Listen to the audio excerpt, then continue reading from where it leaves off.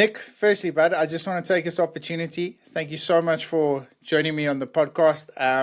Yeah, our time difference is massive, so I know taking Yeah. time out of your busy schedule is always a difficult one.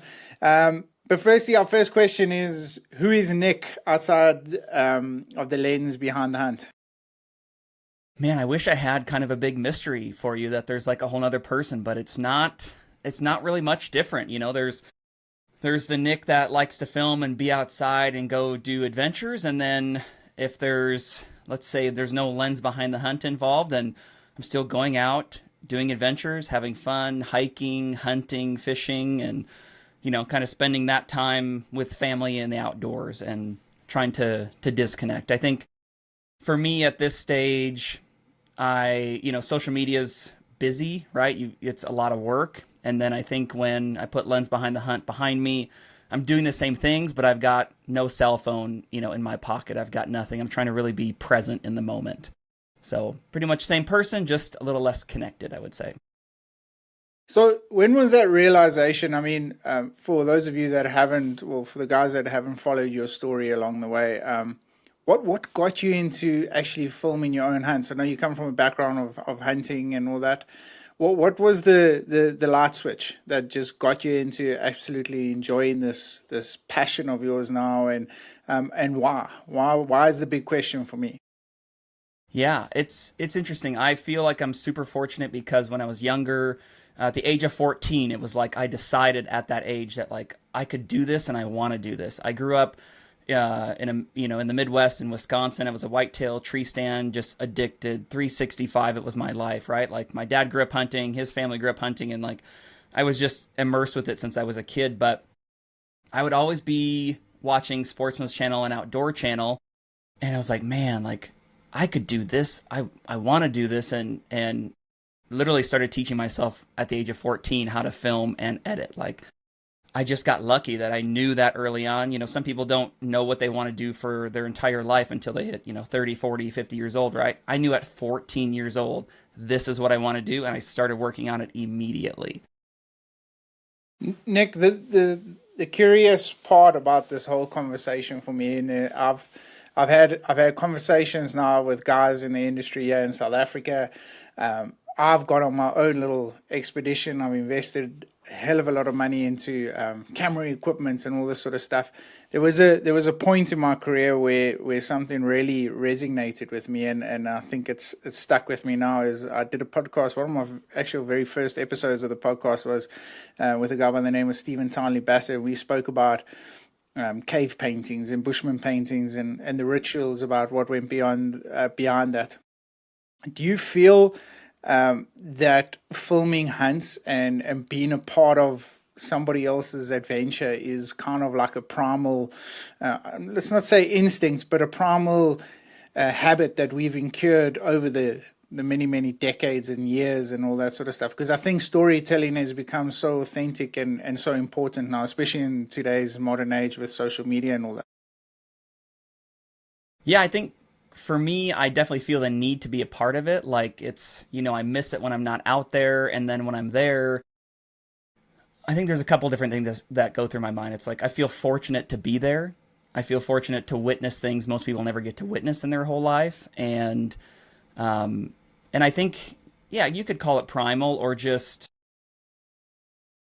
that deep down feeling, however you feel like you need to be there. And like this is, soothing for the soul. We all know what hunting does to us for, the mental side and the soothing for the soul. And it's like, I think you just want to be there and do that more and more because of how it makes you feel. And of course, there's misery and all that fun stuff. But without the misery, you wouldn't have the good. So, I think there probably is that deep down primal, you could call it, desire to be out there.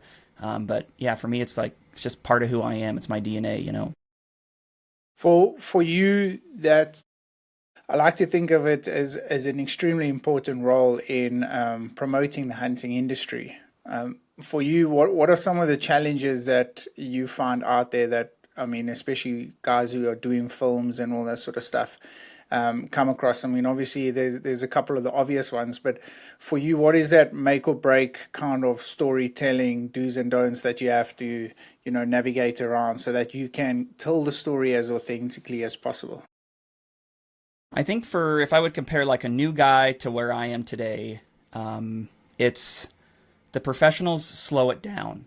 The professionals slow the process down. They aren't a fly on the wall just filming what's going on. They're trying to like field produce and hey, can we talk about this? Hey, can you say that line again? Hey, give me a talking hit on this, right? Like we actually try to tell the story through the lens at a high level because if it's a guy on the fly, that's I call it fly on the wall. If he's just filming what's happening, let's say he just doesn't talk ever and he just films what happens, right? Like people might be like, "Oh, that's really authentic." But the problem is when you're filming what's happening and not getting certain intimate shots or intimate details, you're actually missing what's happening, right? Our job is to tell a story at a high level, so sometimes we need to slow it down to get these amazing walking shots, right? Like, go 200 yards from me and go across this mountaintop and walk back and then walk back the other way, right? And it's like, that still is authentic storytelling because we're getting the best and the coolest shots that people still see on the hunt, but it may be hard to tell that through the camera. You know what I mean? You know the difference, right? Like, it's I don't know. It's such that back and forth of like what can you control versus what's naturally happening. And I think the higher end films are somewhat a little bit more controlled chaos, you could say, right? You're not going to ever control the hunt, but I think slowing it down, field producing a little bit, and then getting what's actually happening, right? Because a lot of stuff you miss if you're a fly on the wall, and you might have to go back and like, hey, can you re-talk about that, or hey, can you talk about this elk you're looking at, right? Versus a guy that doesn't field produce just kind of films what's going on and you actually miss a lot of the details. The small details are actually the major part of the film, as I think what the newer guys are missing. Nick, before we get too much further into this conversation, could you tell us some of your credentials, some of the films you've done, who have you worked for, who have you been around, who are the most important guys out in the industry that you've been fortunate enough to hold the camera behind of, and all that sort of stuff? Yeah, sure. So I've been filming hunts fortunately for the last 20 years. I started at age 14. I'm 30, just about to turn 34 now. And I've been doing it professionally since I was 19. So at age 19, I got hired for my first TV show as a shooter editor. It was a small show in the Midwest. But since then, I've gone out from being full time with shows to starting my own business in 2017 called Crooked Canyon Productions. Man, through all the years filming Crooked Canyon, clients like RMEF, SCI, NWTF, Renovation Hunters on Outdoor Channel, Greg Ritz Hunt Masters on Outdoor Channel, Pursue the Wild with Christy Titus. I've done films for Yeti and, companies like Night Force and Loophole and Grizzly. And I mean, just, yeah, there's lots under the rap sheet. But my main bread and butter is hunting films, hunting TV shows, that Sportsman's Channel, that Outdoor Channel, and then now more digital these days as well. So I've been just fortunate to travel the world over the last 16 years, and it's been crazy. So the transition now, how we met, is through Lens Behind the Hunt. So when I first started at age 19, or 14 all the way back then, there's no resources out there for guys to understand how to film a hunt at a high level. How do you even get started? How do you actually make money doing it? And then how do you tell a hunting film story at a high level?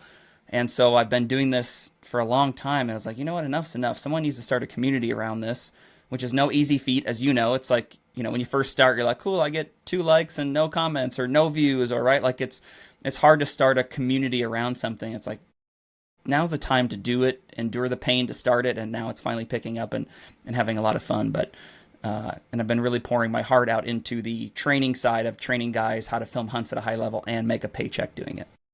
Yeah. Do you find that there's a lot, because it's such a high competition space? Do you find like that there's a lot of animosity amongst the videographers and all that? Because something for us in the hunting space here in South Africa, especially with the professional hunting, of course, everyone wants to try and be the best professional hunter out there. But I somehow get the sense of the more competitive we are, the more we jeopardize the industry as a whole, because we're always trying to backstab one another. With your approach, the way I saw it from an outside looking in, and the reason why I really enjoy your content and all that is that you are so willing to help the next person next to you. And is that not a risky business? I mean, being, like I said, in a bit of a a high demand space, and there's a lot of you guys out there. Is that not something where you sharing too many tips and tricks that make you authentic to yourself?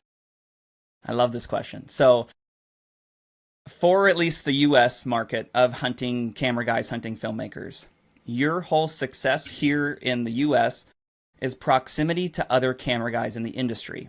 Now, most people that are maybe getting into it or unaware think of like, okay, well, a fellow hunting cameraman is probably my competition, right? Like, oh, I don't want to give him tips and tricks and how to make more money and how to be successful. And I would totally flip that script, because the more we help guys out, the more that we can be a community, you're actually more successful. And I'll tell you why. Because camera guys hire other camera guys. My referral chain comes from 50% of other camera guys. And here's how it works, right? Let's say I have 4 or 5 buddies that all film hunts. Okay, they have all their own contracts. When a guy comes to them and says, hey, can you film this hunt, these dates? He looks at his calendar. He's like, oh, shoot, I'm booked. That TV show host goes, well, who else would you recommend? Man, I got Nick. Nick's freaking amazing at this. I love working with him. He does good work. Here's his name. Here's his number. Give him a call. Rings me up. Hey, so and so sent me. Do you have these dates free? Yep, I do. Cool. Trip is booked, right? Like, I call it the hidden hiring market within the industry, because nobody knows how this works. And it's like, proximity to other camera guys in the industry is actually your key to success. It is the opposite to look at them as competition. And if that's like one thing I could drill into anyone's head that's new, is don't look at other guys as competition. You want to be best friends and surround yourself with, 4 or 5 plus good dudes, because eventually you're going to get busy. And then you're going to have to send other people on trips to, keep that client or to keep the edits coming back in house. And you need people that you can trust. So I love when people bring this up, because it's my favorite. They're like, why are you helping people? Why are you doing this? Why are you sending people jobs? It's like, buddy, 50% of my work comes from referrals, and it's guys that I've hired and they've hired me. And so it's fun to talk about, because nobody really realizes that. It's it's interesting, and that's why I said, like, I was so drawn to your content because of that aspect, because you were willing to help. Because like you said, I mean, here I am. I'm a South African PH. I've been a professional hunter for like 14 or 15 years now, and I've wanted to tell my own stories, right? And as much as I love the guys and the way they work here in South Africa, I just couldn't afford to pay them to be my camera guy for as a personal camera guy for the whole season, right? And of course, bigger gigs came up, and you know, just it is a reality of life. But I was like, hey, well, why not learn on how to do this myself? Yes, it's going to take me a boatload of money to try and invest in this little expedition, but if it works, it works. And with the podcasting and stuff, fortunately, I had a bit of gear, and that's where it all started off. But where I was really drawn to you is that there were so many great questions that I had that you were answering without me having to ask the questions. I mean, your quick snippets on Instagram and all that sort of stuff. I mean, the one, it was almost like a Netflix series. I just lay in bed the one day while I just binge watched all your content, and I was just Right on, man. I was I just love it. I was just like, this is just so valuable in the industry, not just from a videography point of view, but it's also just a different approach to the hunting industry as a whole. And I think more of us need to start doing that. But what I wanted to ask you is, with the popularity of filmmaking and telling the story and social media, like mentioned and stuff, are there guys out there that are stretching this a little bit too far? I've had podcasts, conversations around campfires and all that sort of stuff where, yes, like you mentioned earlier, a lot of the stuff has to be recreated. I mean, I've been fortunate enough to hunt the Tom Mirandas, the Keith Warrens, and all that sort of stuff, where I Yeah, realized amazing. behind the scenes very quickly you had to recreate a lot of the stuff that was missed, because, like you said, it's those opportunities, right? But in your guys' industry, with it being so lucrative, look, it's not a very lucrative industry here in South Africa, but we'll get into it a little bit later. But with the American model being so lucrative, like you said, with sponsorship deals from Yeti, are the guys taking the storytelling a little bit too far and taking it out of hand, from girls in bikinis to, extravagant ways of promoting gear and trying to get those sponsorship deals? I think the hunting industry, luckily, is very good at filtering out the inauthentic, poser, unoriginal guys. So you may see them come in, you may see them come in for a year or two and be like, who is this guy? You know, why is he acting this way? What's he doing? And I bet you fast forward that guy's career 2 years, a year, 3 years maybe, and he's chewed up and spit out. Because one thing this industry still demands is a lot of authenticity. Now, it doesn't mean that someone can't come in and stir the pot a little bit or do some crazy things that are maybe against the norm, which is fine. You know, getting weird gets you views and makes you stick out further. Like, I get it, right? But at the end of the day, when you're sitting around a campfire with that person, are they genuine? Are they real? Are they an actual hunter in this industry? Do they know what they're talking about? Or is it, I think back to this stupid show, For Love or for Likes, right? Are they in it for like, which is just an awful show, but so funny. Are they in it for authenticity, the love of it to actually help, or are they in it just to make a name for themselves and produce inauthentic content, which me and you can always tell that, right? We have the eye, we have the hunter eye. If someone produces content, you're like, that's not how you hold the bow like that, or that arrow shouldn't look like that, or that, that rifle scope is, you can just tell the little things, right? And so I think those guys end up getting chewed up and spit out quicker than you would actually guess. Part two to that is the guys that come in that do that content are likely not getting paid. It might seem like they're getting paid, right? It's social media. Oh my gosh, we're so popular. We've got these partners, and someone might send them a rifle for free, a bow for free, right? And all of a sudden they're posting content with it and they're sponsored, but they got it for a free bow, right? They're not getting paid 20, 30, 40, 50, 100K as a partnership because the authenticity isn't there, right? There's so many ways to like fake it and be like, oh man, look at this or look at this. And you're like, that isn't real. Looks real. It's not. Yeah, and that's where you need to draw the line, right? So it's there's been a lot of moments out there where um, I can't you run out of content as a hunting, and this is where it's going to lead into my next question is as a hunter, it's very seasonal, right? So you run out of content quite quickly, especially if you've had a blockbuster season. You've put all that, you've content dumped for 3, 4 months of the year, and then you hit that quiet period and you're like, now where am I going to draw the content from?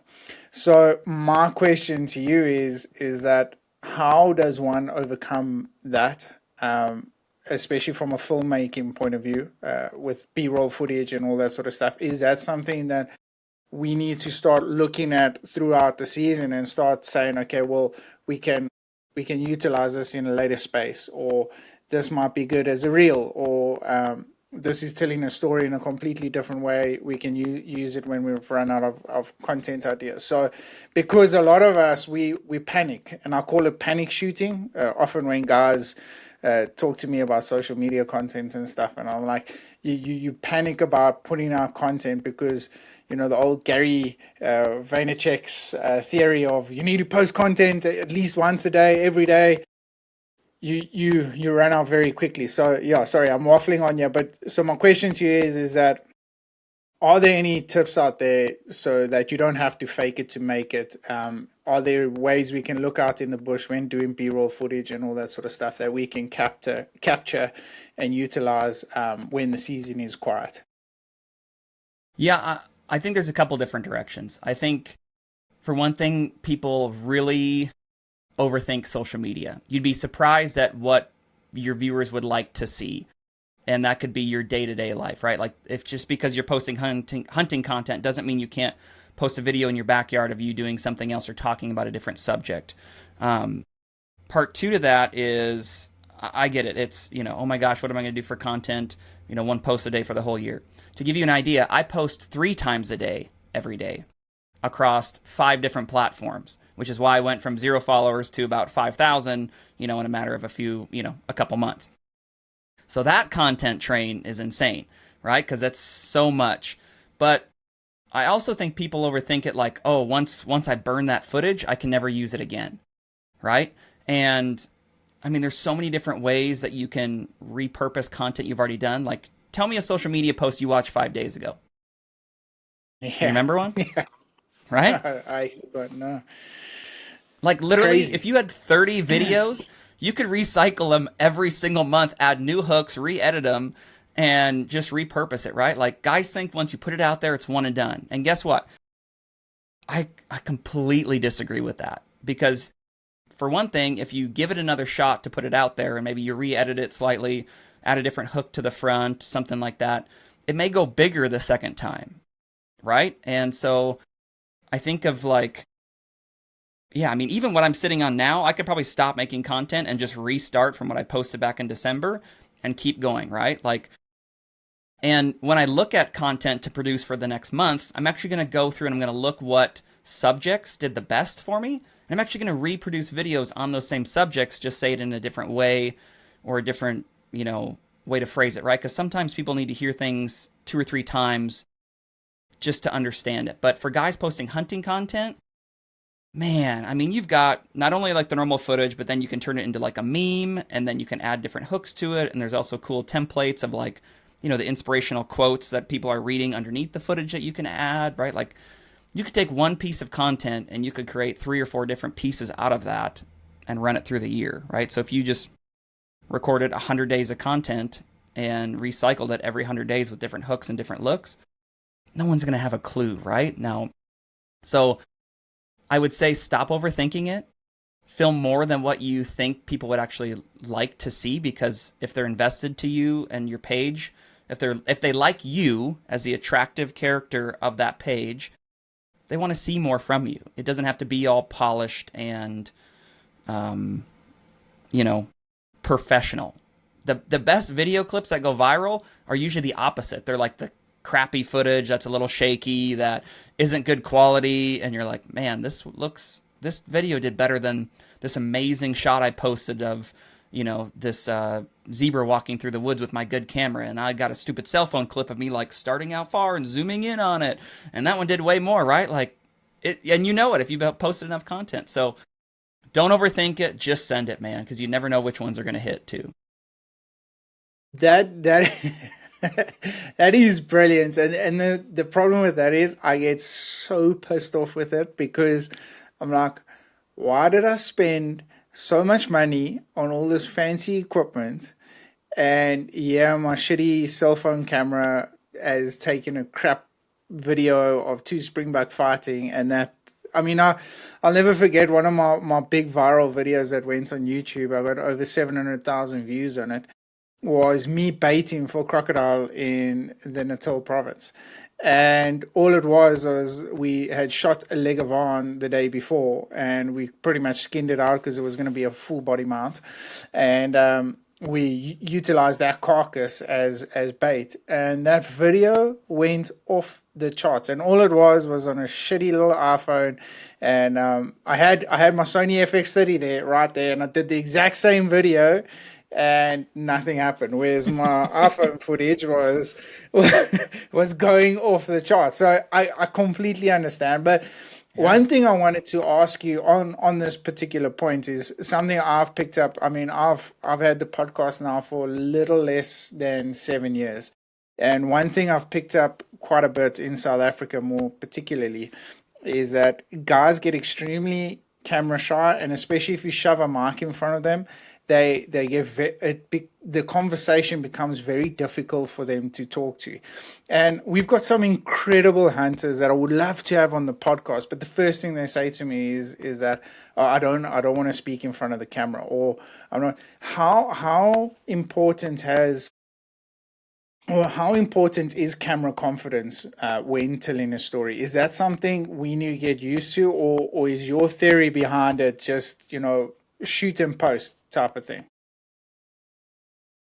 Are you talking with someone that's shy in front of the camera, how to do it? Is that what you're saying? Yeah, how that connection between, I think for me, like I said, I've done the podcast for a while now. So for me to talk into a camera is kind of like second nature. You're a lot more confident, put it that way. For a young individual wanting to start his career out and not do the influencing side of things, but just really tell his story on a simple point of view from Instagram to YouTube, all that sort of stuff. Is camera confidence, and how does he get over that hurdle? It took me years. Is there any quick tips for them to look at their camera, look at their smartphone, and be able to be confident or project themselves as a confident person in front of it? You might not like my advice on this, but I'm going to be honest with you. Suck it up and do it. Yeah. Like there is no other way to like, I mean, if you look, some guys, like if I'm interviewing shy people, I'll have them look off camera to me, right? And so like, okay, if you want maybe a quick tip, have your buddy interview you, with looking camera left or camera right where you're not staring at the lens. Because sometimes the lens itself, when you're like buried in it, all of a sudden your like thoughts start to scramble. But if you're having a conversation with someone over here or over here and you're not looking at the camera, that's a way to do it. You could also have a buddy, some people like to be interviewed. That's another good trick is hand your buddy 4 interview questions. He goes behind the camera and then he'll interview you. Sometimes that's a little easier, but other than that, it's the reason they struggle is they're self-conscious, right? Like let's take a deeper dive if they are not camera savvy or they're like, oh, I'm bad in front of the camera. It's just their own opinion and then they're nervous about it and it's just repetition, man. Like the first time I went out and recorded social content, I got like 4 videos done in 3 hours. I was horrible. I was like, this is the dumbest thing. I was so pissed off. It got dark, so I ran out of time. And I'm like, this was a complete waste of like 4 hours.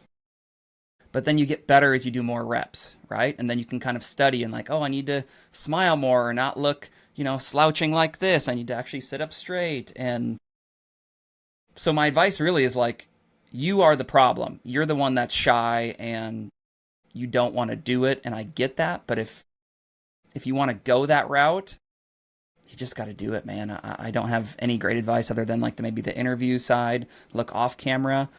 But there's only one way to do it. Get in front of the camera, hit record and go, right? I mean, literally, Yeah. I don't have much to say. But Nick, on that point, so when you filming individuals, I don't know what your situation is as far as, but from as a professional hunter point of view, we get camera guy. Well, the hunter comes over, hires a camera guy, and more often than not, it'll be their very first safari, and they've never hunted in front of a camera at all, but they're wanting to capture the moment. And a lot of the times, the cameramen they've been doing this for years, right? And they'll always get, there's always those shots of them getting out the pickup and saying, "Oh, well, what is the plan now?" And you can see the hunter kind of reserve himself a little bit and not quite sure how to approach the camera and all that sort of stuff. Is there any tips from maybe a professional hunter's point of view, like a guide's point of view, like how can we ease the situation for the hunter to tell his story or tell his perspective on that a little bit more confident across? I love I love what you just said now about the interview standing off. I did a documentary of a guy who came out who hunted his first animal with me, and he's a cinematic documentary teller, tells about all these really cool things about what's happening in South Africa. And that tip where he sat off just off center to the camera was a huge help for me. I felt a lot more relaxed doing it that way. But Yeah. getting back to the point is, what sort of advice can you give to maybe a guide or a professional hunter to help the client be a little bit more camera friendly in front of the camera, especially on the first timers? Yeah. I actually just answered this question like 2 days ago. This is a great question. My whole goal, because like when I get into a camp, usually we film that night, right? And might be filming some stuff. And if it's a new client, especially if they've never been on camera, I want to get a gauge on how well they're going to do the previous night before we go out. And when I can tell they're shy, my whole goal that night is to become freaking best friends with that person. I'm going to ask them all sorts of questions about their life, right? Like I want to be, by the time we wake up in the morning, like, dang, that Nick dude, like, he's super fun. He's super funny to be around. Like, we have a good time, right? Because now they're talking to Nick. They're not talking to a camera in the morning. They're talking to a guy that they like, that they trust, and that they're comfortable with. The reason why they don't do well on camera is because they're uncomfortable. But if they're comfortable with me behind the camera, that really lowers their guard big time. And then also how you tee it up. If you're like, hey, Hunter Ralph, when you come out of the truck, walk 10 steps towards the camera and tell me what you're going to do this morning. Now he has to kind of act versus like, okay, let's say you park the truck and he's getting his gear and be like, Ralph, tell me what's the plan today? Like, what are you hoping to happen? Like, it's your first day in Africa, man. Like, what the heck's going through your head? So it's a different way to also phrase it because I want to be like a buddy talking to him.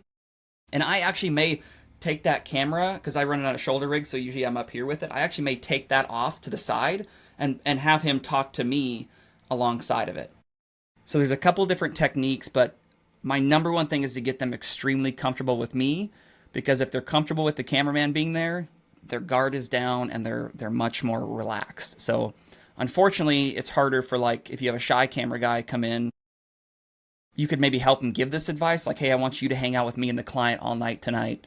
It's a weird part of the job, right? Like nobody tells you that's a part of the job requirement, but that is a way to really get them comfortable, because I've filmed plenty of people who are new at this and they just need to like me as a person, and then we're good. Then it's easy. I really enjoy that. And I love the relationship side of things. And I was going to ask you this question, and how important is, just quickly, do you do a lot of hunts with outfitters and guides and professional guides and all that sort of stuff? Big Yeah. time. So my number, look, I mean, like I said, I'm very fortunate of the opportunities I've had in my past to be able to hunt with a lot of TV personnel.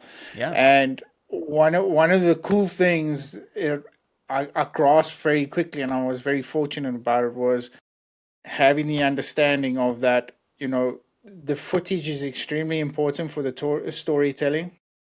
So we will get many other opportunities out there if something does go wrong, whether the camera guy bumps a massive twig next to you and the herd starts shooting off or whatever the case may be. But how important now is that relationship between the camera guy and the guard? Because for me, I've always been very fortunate in being calm, being understanding, saying, oh, you know what, bud, don't stress. There's plenty more opportunities coming around. I know in the US, you guys don't have a vast variety of species like we do. So, those opportunities are a lot few and farther between, but it could get quite frustrating from both sides. But how important is that relationship between you and the guard? Yeah, it's funny, huge. And it's also something that I will do and preface when I get into camp, right? Like I want to get to know the guide. I want to know if they've ever filmed a TV show before. And then I want to have kind of a little meeting the night before of like, hey, listen, I know you've either done a few TV shows in the past or maybe you haven't done a TV show, and like, I just want you to kind of know my expectations and how, this is usually going to run. And then I'd like to, have a convo to make sure you're okay with that, right? Like, because I need to inform him, especially if he's never been filmed, like, we're going to need to slow things down. You're going to have me say, hey, can you repeat that? Like, I'm going to preface all the things that may get him frustrated of having a cameraman the night before, and I'm going to anchor him with those thoughts of being like, listen, you're probably going to be mad at me because I'm going to have to slow it down a little bit. You're probably going to hate me because I'm going to ask you to redo stuff, right? But like I'm having that fun personality, that good conversation that kind of brings their guard down, so that when I do this in the field, that they're not frustrated with me. They know it's coming, right? I've anchored them with these thoughts the night before, so that way there's no confusion on how the day is going to go. And so that's kind of my main thing with the guide. Now, I'll always say this phrase too, like, hey, I'm going to do my thing.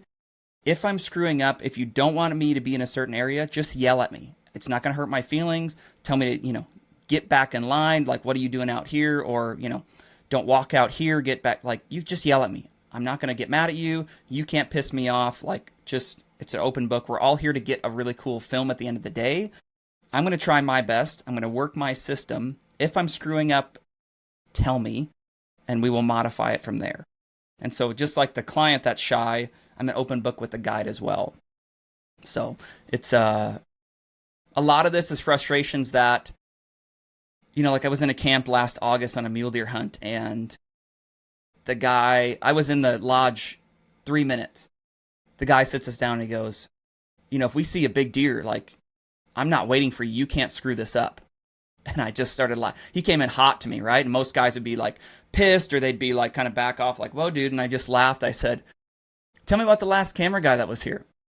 Because I know it's coming from somewhere, right? And so he went into all these stories of this guy that was there last. And I said, yeah. I said, I understand. And I said, all of that you just mentioned is not me. I am not that type of guy. And by the end of the trip, he looks at me and he's like, you're a good hunting cameraman. You weren't like the last guy. I'm like, I know. But it's so common because guides get burned by camera guys, right? Like they're too loud, or they, especially the ones that aren't hunters, they usually have an issue with because they don't understand when to be quiet, when they can push it. Just all the instinctual things we have as hunters, they don't really get it.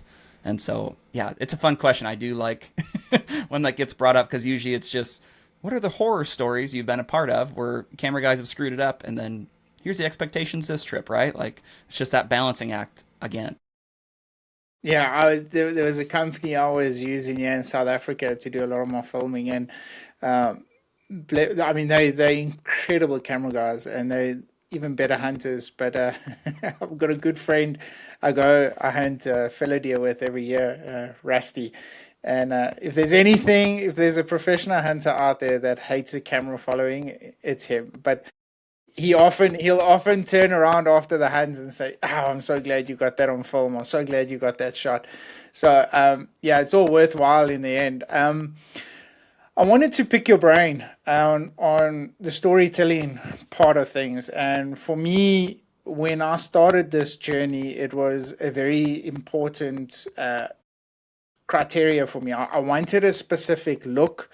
I wanted my storytelling to be a specific way. Look, I come from a very uh, I wouldn't say a hard background, but I've struggled mentally, and I've gone through depression and all that sort of stuff. So I'm a very Yeah. soft natured, deep person. So I want to grab emotion out of the hunt as much as possible, because I believe that if you are a hunter, one of the best traits you can possibly have is empathy in a hunt. So the way I wanted my films taken was a more very cinematic shot, hence why I've got a Sony FX30.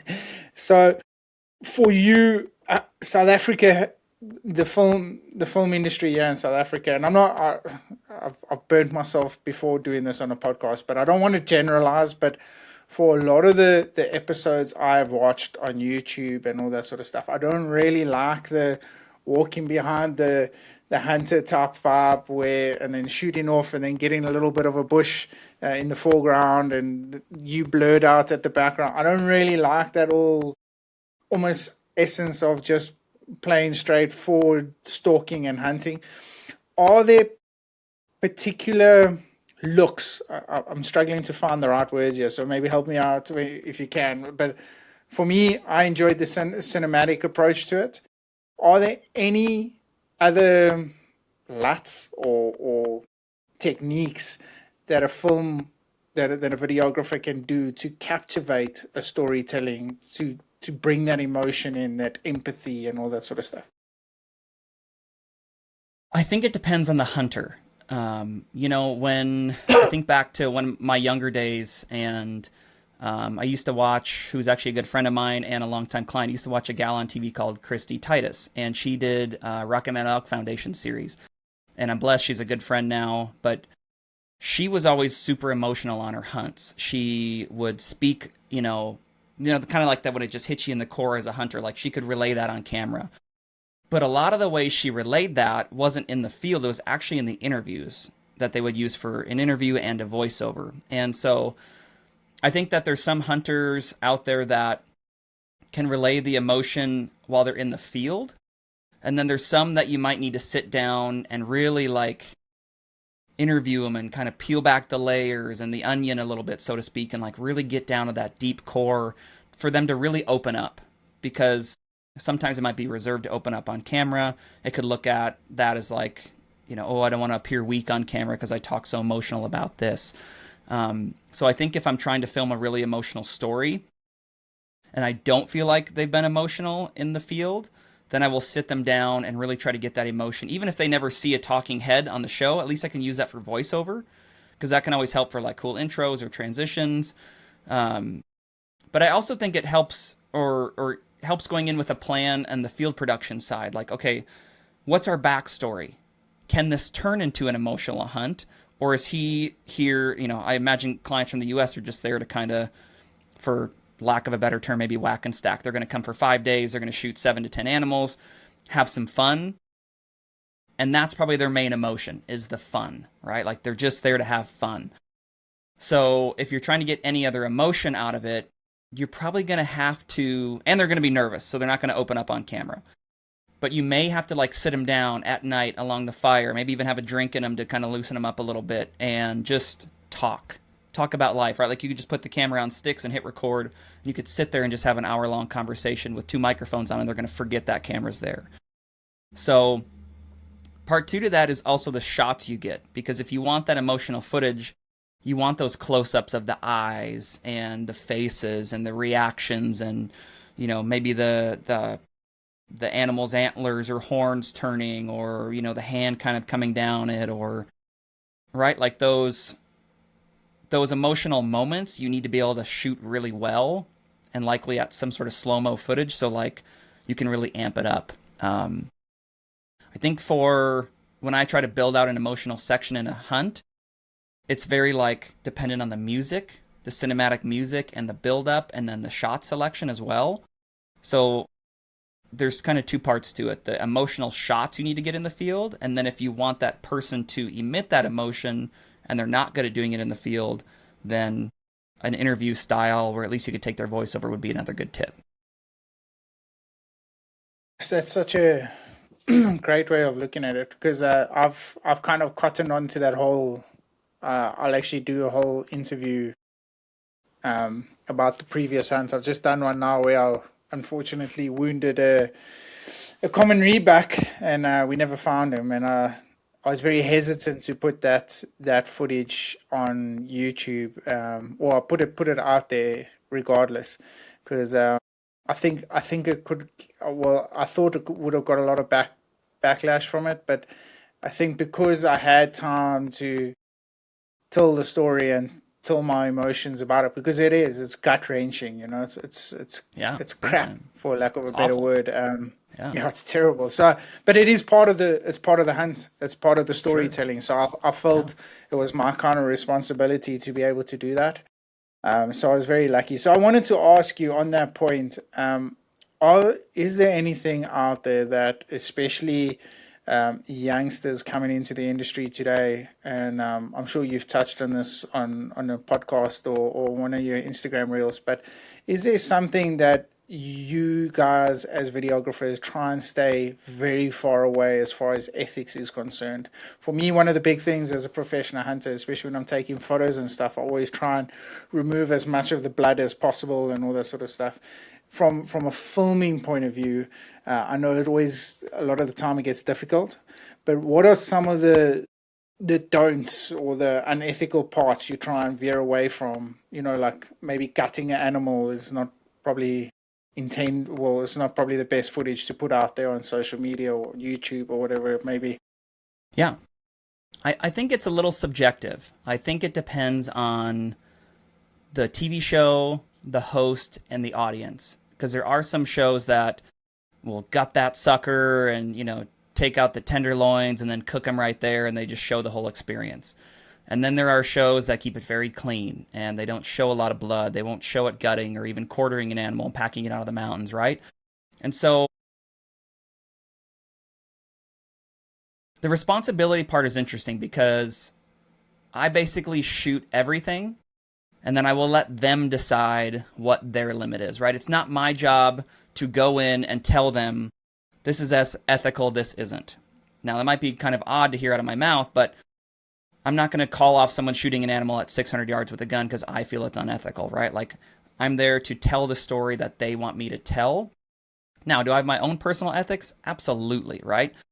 But it's different when you're trying to tell someone what ethics is on a trip, because it's not necessarily your place. Because what is ethics? Ethics is a personal opinion, right? And it's an opinion. There's no like line where it's like, this is ethical, this is not.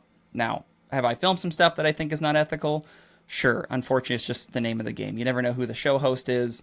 And if I do go on a trip where I feel like some things don't align personally with me, I just won't ever go on another trip with those guys. I'll just turn down, hey, I'm not interested, and I'll kind of cut them as a client. The amount of time that's ever happened is very rare. So I think we have a responsibility to tell the ethical, real story. But as far as like not shooting something, they could get mad that you didn't film gutting the animal. They could get mad that you did film it, right? But at least they have that footage and they can use it if they want to. And so it's not necessarily my place to be like, I'm going to only film this and not this, because I want to do the best job for them. And I don't know what their final product may entail, the final film, right? And so it's kind of a hard line, right? Like there's no good answer for that question. But like I said, if they don't align personally with my ethics, then I just won't shoot for them again. Sometimes you just don't know going into a hunt and you're like, this guy doesn't really match who I am as a person, and that's okay. And I'll move on, right? So it's just the way it is sometimes. Yes, it's such a difficult line to draw, and I've often tried to figure out how to navigate that, because you're right, right? I mean, there are things where at the end of the day, we are all hunters. So yeah, like you said, it's a personal opinion about ethics, and if it doesn't align with you, who are you to go and slander or talk shit about the guy over Yeah. whatever it may be? But And it could be cultural differences, right? Like there's cultural differences all exactly. over the world that really offend people. I mean, really offend people, but it's been culture for them for hundreds of years. Who am I Yeah. to tell you that that's not okay? That's, you know, I don't know. I'm very open minded. And the guys that are close minded, who draw a line, it can be kind of rough sometimes. And that's also the beautiful part about this career is you get to see crazy things all over North America or Africa or wherever you travel to go film that you didn't see coming, that maybe you felt awkward about, but it was incredible just to witness this culture do this or see this happen. And you're like, oh, this is kind of weird and crazy, but like, this is also just how it is. And like, embrace it, right? That's kind of, for me, it's just a teaching moment. Yeah, uh, yeah, like I said, it's just such a difficult one, and often you can see, especially camera guys, they fight with their own inner demons on a lot of the time out in the field about whether they should capture this or not, and you've seen it oftentimes before. I mean, I remember. We've got a big thing here with hunting off pickups. The guys shooting animals off the back of a truck. I mean, we've had some well-known hunters in America coming over here and using the hood of a vehicle to line up animals. And at the end of the day, we And then you go all, redo it. Go yeah, redo it like you saw them and then go set up the sticks. Yeah. Been there, done that, yeah. man. So I mean, you can definitely see the camera guys always fighting those inner demons in their heads, whether they should record this or not. But so just Nick, just for me to understand quickly, I've been the hunting shows I've been on have always had it's the main host, and then they do everything from except actually the actual filming. They do everything from they've got an editor, they've got a script writer. There's all these sort of things. A lot of the stuff you doing are you producing yourself? So you would go out there, pretty much shoot all the content, edit it. Are you a one man show, or is there a team behind a lot of the guys that you are filming for at the moment? Yeah, my most common contract is the filming and editing role. We call it the shooter editor role, where I'll go out, I'll shoot the series, and then I have that contract and I bring it back in house. I do have guys that, like I said, I have kind of my top 5 guys that I film that I contract out with, and then I have like my top 5 editors too. So, these days I'm more of like a logistics manager. Like, oh, a trip comes up, cool, I'll send that guy. Okay, that edit comes back in house to me, and then I send it to this other guy who's an editor for me, right? Like, I'm just kind of the logistics manager these days. But as far as like the most common role in the industry is usually the one man band of shooter and editor. Second most common would be filming only, where the show has its own editor. Might be a production house or something like that that always gets the edit, and they just hire camera guys. And then your third most common is the editor only, where, you know, I might have a buddy that shoots a series, but he doesn't like editing a lot. So that series will come back to me under my umbrella and I'll be the editor. But that shooter editor role is usually always the most common. And it's fun because you get to edit your own footage and tell your own stories. And, you know, Yeah. I like it. One of my reasons for starting this adventure, other than all the emotional things behind it and wanting to do a storytelling, was trying to recreate a part of the hunting industry in South Africa that I feel has a huge scope for potential growth, and that is, like I said, filming and advertising and TV shows and all this sort of stuff. Because I've been very fortunate for haven't done it in the last 2 years, but every year since 2015, I've been fortunate enough to go over to the States. And you can just see, I mean, I go to all the SER shows, Dallas Safari Yeah. Club, and you can see all the production crews and guys walking around with cameras, and just how much money is in the hunting industry in the States. And I believe yeah, in South Africa, it's very much the same. It's just we haven't, for whatever reason it may be, we haven't been given that opportunity. So for us sitting this side of the pond, it's very difficult for us to see how you can make a career out of it. So just tell us a little bit more about the American version of it. How lucrative is it for you to do this full time? And then what are other avenues other than hunting can a videographer look into, especially a youngster getting into it?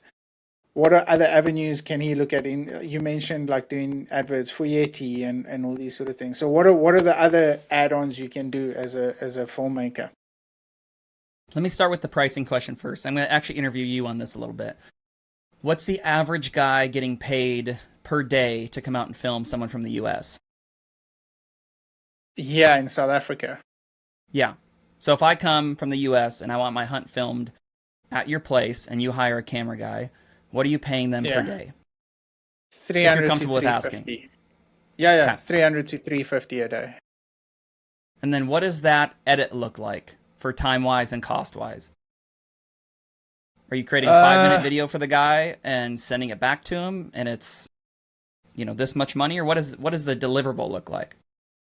okay, so I'm not going to give my situation because mine's a little bit different to the average. But the average guy coming out, yeah, it probably takes about 6 to 8 weeks of editing time, and then after that, depending on how many species or how many animals he's shot, is roughly between a 25 and a 30-minute video. He doesn't get any of the raw footage. He doesn't get any of that sort of stuff. And he gets a repostable link onto YouTube and all that sort of stuff. I'm just speaking from what I know. I Yeah, know of course. there's a bunch of different structures out there. So yeah, 358, or let's call it, let's to play it safe, let's call it $300 a day. We'll get you a 20-minute video, and your waiting period will be 6 to 8 weeks. So the $300 a day is the edit included. Yes, yeah. Ah, yeah, okay. I also love this conversation. Okay. Here's what I would change immediately. Okay. Oh, there's so much. Number one, I'd raise your floor. Meaning you guys are the video industry out there, which this is hard for me to preach because you're gonna have to like have most people try to switch this, but I would minimum go $500 a day to come out and film. Okay. That's what I would change immediately. Based on like the US prices. And that filming rate has nothing to do with the editing cost.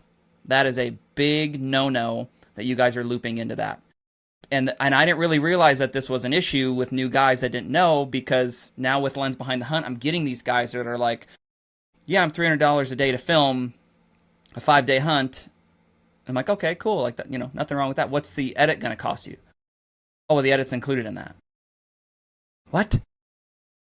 In the States, unless you just don't know, 99% of the time the editing rate is a total of separate charge. So I'm going to go out, let's say someone hires me for a hunt, okay? I'm going to go out and here's my day rate for filming. Let's call it $800 a day to go film, okay? When that comes back to me and the client wants a 10-minute finished film, that is a new negotiated price. That has nothing to do with my filming rate. That is a total separate thing because they may want it 10 minutes, they may want it 20 minutes, they may want it 30 minutes. And 6 to 8 weeks of work on that is insane to loop that into your filming only price. So what I would switch immediately, which is why that it doesn't seem that you're going to make a career there or it's not as lucrative, is you need a filming rate and an editing rate. Even if you made it a flat fee. So let's say I'm going to film for $300 a day. Great. It's a great day rate. Your edit on top of that's going to be $5,000. Okay? That is a very reasonable ask for a 20 to 30 minute, kind of reel, highlight reel of what you did down there. Nick, say that again. How much? $5,000 at minimum, at least, for the edit. Okay? At least. This is why it's not working for you guys down there, okay? I mean, and that's me kind of going cheap on it. But you guys are a commodity, right? Like, if they have to bring someone from the U.S., this is what it's going to cost them. Listen, if they have to bring someone from the U.S., let's say they hire me to come. Let's split it in the middle. Let's say they hire an intermediate videographer from the U.S. to come down to Africa with them and film. That guy's day rate's going to be $400 to $500 a day. They have to fly him there, pay for his ticket, because all of our travel expenses are always covered. I don't pay a dime when I'm gone. So they're going to have to pay a $2,000 flight bill to get him over there. Then it's going to cost them $5,000 for him to be down there 10 days. So we're already at $7,000 there. Then he's going to come back and be like, hey, I want a 15-minute film, just for my family or whatever. Okay, well, that's going to be at least, depending on who's doing it, $3,000 to $10,000, depending on who's editing that film back in the States. Okay?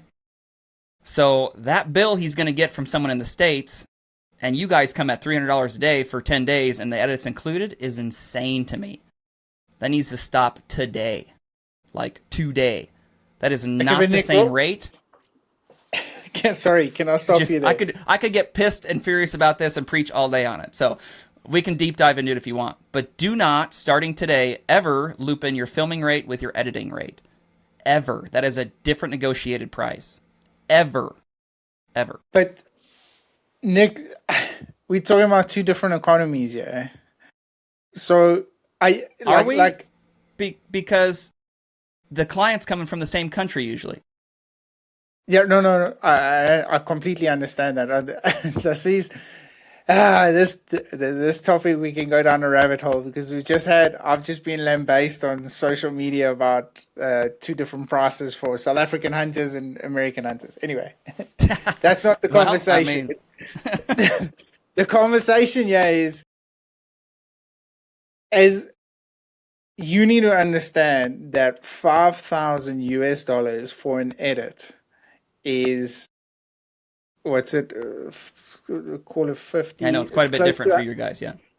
It's close to 100,000 Rand for it. What is it? 20-minute edit or 10-minute edit? 20, yeah. On a 10-day safari, that will completely change the landscape of the filming industry as far as hunting is concerned. But my question to you is that sustainable? Are hunters really paying those sort of prices in America? Yes. And how I'm so glad we're having this conversation. This is great. It's mind-boggling for me because on the one hand, I've just been scrutinized on social media because our daily rate is different to the Americans, or I mean the hunting price list is different to an American prices. But it's a different economy. It's a different dollar. It's a 100%. So I'm just curious if we upped our rates. I mean, it's become a very big thing now in South Africa. It wasn't. I mean, like I said, I've been in this industry now for about 13 years, and because the explosion of social media, because of the explosion of social media, everyone's realized that filming has become such a valuable tool to their business because as hunters, we want to share their experience, and I think filming captivates that. But where we've fallen short is that, like I said, it hasn't been very lucrative. And I'm not speaking like I'm probably speaking on the majority side of things. There are a couple of really good companies out there that are making an extraordinary amount of money out of this, and rightfully so. They do some exceptional work. But I I I struggle to think that hunters from America will come over here and pay those sort of prices. And it's mind-boggling for me. Like it's very difficult for me to fathom that they're already paying those sort of prices that side anyway. Yeah. So who's the problem in this equation? Well, I feel like it's the South African filmmakers because they made their stuff too cheap straight off the bat. Problem is your thought belief on it, right? You're just like, there's no way. But also, this is super fun for me because this is why I do this, right? And this is why, if you want to know how someone in the US makes money doing this, like, there's a number I preach online that's somewhat of a lie, and it's a lie on the low end because I get scrutinized for it. I say, you can make 100K a year as a hunting cameraman, hunting filmmaker. Okay, and everyone's like, oh, you're crazy, you can't do that, blah, blah. I made that amount of money like 5 to 7 years ago doing this as an independent contractor. Okay, that number is much, much higher than that because I've been able to build a business around it. But people, just like you, okay, you're going to get scrutinized. The people on social media, you need to block that noise out. You know how many bad comments I get a day on stuff that I post? And I don't know if you've seen it. I need to do another one. I actually screenshot them all and I save them. And then I do a video reading them all out loud on my page. I call it like the haters week or something like that. Because those aren't your customers. You're listening to people who aren't actually paying you to come over there and do that, right? Like you're just listening to the opinion of people on social media, which is the worst opinion to listen to. The ones that give you the negative thoughts because it's just, you already know this. I don't need to preach that. But if you want to know why you can't make it a business in South Africa, why it's harder, that's your answer that I just gave you. That is an example of the US price. So let's say, I'll go with my rates that were a couple years ago. Okay, so if someone brings me out to shoot a 5-day hunt, okay? A couple years ago, my day rate was $500 a day, okay? So they bring me out, they pay for my flights, to wherever to get there. And, okay, that trip is going to be $2,500, okay, that I make. Now they're like, Nick, I want a 10-minute short film out of this. Okay, cool. My editing rate is a really weird one. I do it per edited minute. So let's say they want a 5-day filmed hunt and then they want a 10-minute edit. Well, I used to be $300 an edited minute, meaning that 10-minute film was $3,000. Okay? So now that one project sending me for a week of work, and then I can usually turn that in about a week at home, is, $5,500, right, off one project. Okay, and then stacking those projects all year, over and over and over. Like, at my peak, I'm on the road 200 plus days a year. So I'm not going to pretend like it's easy. But that's what the US market is paying. And especially for guys coming over, it's not cheap to go hunt Africa. And I could rant about this all day. I think there is a market for you to charge higher prices and not loop the day rate. Even if you said, hey, it's a flat $6,000 when you come down here to get your hunt film for a week, just make it a flat fee. It's like, okay, well, cool. That's like 2 animals down there or 1, right? It's $3,000 for filming, $3,000 for editing. You're already making way more than what you just were with the structure you just told me. So even if the $10,000 number scares you, whatever, I would switch it and immediately separate the rates from filming to editing. Today. Yesterday I would do it. And that will already immediately double your revenue and also pay you what you're worth. So that's how you can make it a career in the US because of the pricing structure. And that's just filming hunts. That's not commercial work. That's not brand work. That's not, getting paid $1,500 a day to go out and shoot a commercial for a couple days, not even including the edit, right? Like, sometimes these bigger agencies, sometimes for a 30-second commercial, they go out and film for a day and edit it. Could be well over $20,000 for a couple days of work. It's not the realm I live in, but it's there. So It's, yeah, I think it sounds like the pricing is a little scary to you, and that's kind of a belief problem, in my opinion, right? Like, oh, I don't believe they would do this. Well, it's one way to find out, you know, send it. To be kind of frank, we just met. I don't want to be a dick, but like, I'm sorry. Send it, man. Like, let's go. That's something that's resonated with me on your channel as well, is the optimism, and because you know I've been very fortunate enough in my life to lose everything and build myself back up. So I'm not really scared of taking risks and chances. But I do worry about the guys that are very nervous about, because then it starts becoming a bit of a cutthroat situation. But just quickly, I wanted to ask you this on just on that. What is? I mean, you've obviously got a lot of experience behind YouTube and all that sort of stuff. What is an ideal video length for the longer versions of platform Oof. or longer platform versions? Because yeah, I was uploading to Carbon TV, and then I was uploading to YouTube, and there's never really been anything out there for the most ideal length episode. The reason I don't put a length on anything is because it totally depends on how interesting it is. It could be an hour long if it's interesting. I've seen some 22-minute videos that could have been done in 3 minutes, right? Like, the reason there's no set timer is because we don't know if it keeps your attention for an hour, amazing. If it's 3 minutes and it's absolutely a slammer, amazing. But it's the ones that are 20 minutes that could have been summed up in 3 minutes that really get me, or are an hour long and could have been done in 20 minutes. And so I do think, if we talk about time specifically, that there is a little bit of a comeback for the longer form hunts. I think we went from long form to shorter, shorter, shorter, shorter, and now I feel like we're switching that and kind of going back out to the longer. But it just depends on how interesting it is. And that's about the only answer I can give you. I do think people are watching the longer form now, with especially like YouTube being hooked to most TVs these days, in the States at least. And, you know, they can sit down and research videos and Sunday evening watch them, or, you know, Saturday morning getting up early with the kids, throwing a hunting show.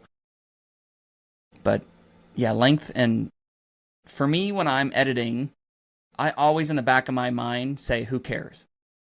Who cares? Meaning, is what I'm building good? Like, would anyone care about this? It might matter to me personally, which is where guys get caught up, because sometimes they like seeing themselves on camera. They like watching themselves talk. But at the end of the day, if you're going to put it out there where you want other consumers to consume the full-length video, you need to be from a mindset of like, who cares? Is this talking segment relevant? You know, as I just said that sentence, does anyone care? Yeah, they do care, because you're talking about setting it up for this evening hunt. Okay, cool, then let's keep it in. But it's the rambling and the I mean, like, God, there's so many shows that are a 30-minute show on YouTube that see one animal the entire time and don't kill anything, which is fine, but like, dude, this could have been 2 minutes, 3 minutes, right? But it's just a lot of talking heads. It's a lot of the common ones. It's like, it's just a lot of talking. Yeah.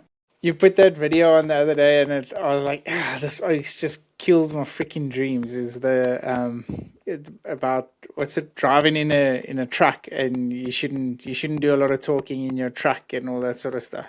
I watched that video. Filming in the truck, probably. Yeah. Yeah, and I was so I don't mind gutted talking in the truck, you know, but go ahead. yeah, Sorry. and talking about on your way to the hunt and all this sort of stuff. And I was like, man, I've just bought this suction cup that's going to stick to my windscreen so I can film myself talking. But anyway, Nick, hold on. I don't mind talking in the truck, okay? I just don't want a 5-minute ramble about what's going to happen. You can talk for 30 seconds, get a good talking segment, and be done filming the travel segment in under 45 seconds, okay?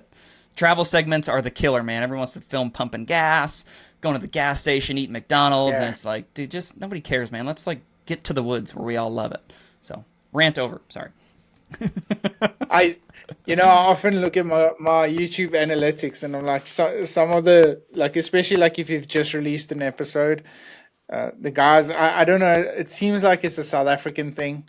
Um, but guys will often just fast forward or just click through until they see the kill shot. And I'm like, but I've told such an epic story. So maybe I just need to look at those analytics a little bit better and just say, here's where I need to improve on, and this is what I need to maybe get rid of all the hogwash and shit like that. But well, what is Yeah. it? Who What cares, in right? your first? What's that? I said, who cares, right? That's the mentality. Like, Yeah. does anybody care about this? It's a good one. In your opinion, is there any platform that us as South Africans are maybe missing, or is YouTube just the king of all kings? I mean, it's just something we're gonna have to stick with. What's the goal Well, again, of posting the like I video? said, well, Nick, it's such a difficult question to answer because Are we posting on YouTube to try to get clients? Are we posting on YouTube to get followers? Are we trying to grow the YouTube channel, right? Like these are all different goals. So what's but the I, goal with I, YouTube? I think that's a great question. And if I had to answer it, I would say my three main goals would be number one, to build my brand on who I am as an individual and what I can showcase out in the field, what I'm very passionate about through experiences and authenticity and empathy. Number two, it would be to hopefully one day utilize the storytelling to evolve the hunting industry into becoming more like the American model, where it is lucrative to make your money off your hunts and your personal stuff. And then lastly, number three is obviously to advertise what we do, your business, to try and get new clients, because there's a lot of clients out there that I've booked through my outfitting business that have resonated with me as an individual, through my Yeah. personality and through some of the hunts I've done. I've got a gentleman coming out next year who's going to be hunting only feather deer, and that came purely from my feather deer episodes. So I think those are the goals. But from our side, we only are accustomed to YouTube. I've been very fortunate to be introduced to Carbon TV, but since they've come up with the paid prescription, and you have to, it's Yeah, becomes very carbon's not a difficult. yeah. Yeah. So Yeah. I was Yeah. I was just curious on that side of the world. Um, is there any other platforms out there that we could maybe look at and catapult us in the right direction? I think for long form, probably not. You've got like the Vimeo and stuff like that, but that's more kind of professional, trying to show off your work. It's not, a lot of guys don't really go search that. I think YouTube for your long form, and then promote your long form with short form on socials and pushing it to the YouTube channel, is the route I would go for now for long form content. There's not really any other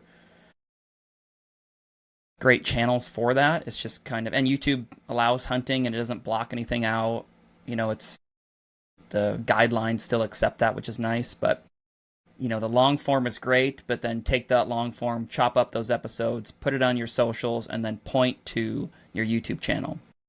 Like, I don't know if you're using a ManyChat integration where it's like, comment the word YouTube and I'll send you the link, right? And then when they comment YouTube, an automation DMs them a link to the YouTube channel. That's one way you can help kind of grow that too.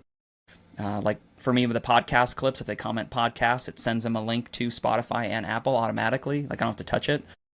And so if you're trying to grow that following on there, pushing it from Instagram, TikTok, Facebook, whatever's your best bet there. I've got a funny feeling I'm going to be picking your brain for a long time, so I do Let's apologize in do it. advance about all Oh, the it's good, all man. the questions that are going to be coming My up next on meeting's this. at 3. You got 3.5 hours, okay? um, Nick, so into the fun part of the podcast. This Sure. is one I'm very very We're not curious having fun about. yet? Come on, man. Yeah, no, I'm having loads of fun. I'm super pumped up about this. But yeah, and now how I want you to answer these sort of questions is, tell us what you're currently using, and then play devil's advocate on the other side, and you just coming into the industry, you're starting out. What is the entry level you would buy without breaking the bank? But also, so let's start off with camera, camcorders or DSLRs. Mirrorless right now, SLRs, yeah. Okay, so what are you currently using? A Sony A7S Mark III. And what would be the perfect entry level camera to do the work that is needed out?